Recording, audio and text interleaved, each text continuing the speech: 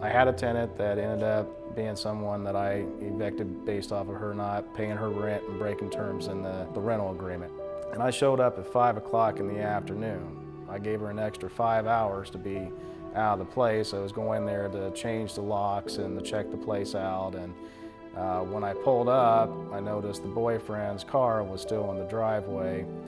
And that right there told me, okay, I might be walking into some trouble here. She should have been out 5 hours ago at that point. The Lafayette police car happened to be coming down the road at the exact same time as I was about to go up to the door to knock on the door. And I thought, well, I might as well stop them. The police officers agreed to come inside with me and check the place out after I explained to them that it's a court eviction.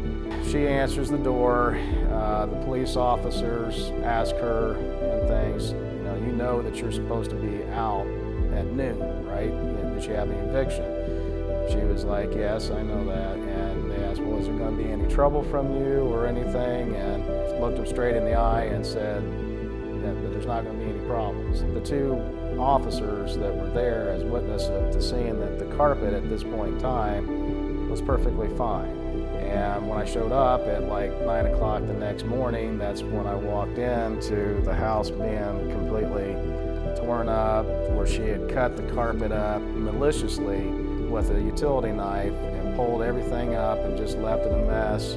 Called the same police department, the Lafayette Police Department up, and they came and he was able to track her down and had an interview with her. And he had his video camera set on him, and through just the written statement on there, it said that she admitted to doing it. The officer asked her, why did you do this? Was you angry at Mr. Courtney? And she said yes, that she did it just out of spite, maliciously did it. I went to the prosecuting office, told him about it, and that there's a police report that's going to be turned in, and finally got a phone call from one of the it was a woman that was in the office, and she said, Mr. Courtney, I'm sorry, there is nothing that we can do for you because there's not enough evidence.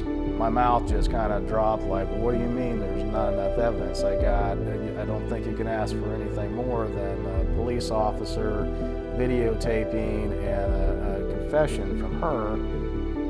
It matters because, this is, in my mind, a criminal that's getting away with vandalizing and stealing from somebody.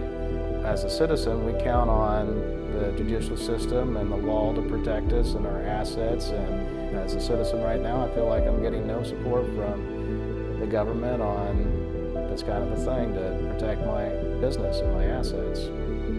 I am Earl McCoy, and I am running to be your prosecutor because it matters.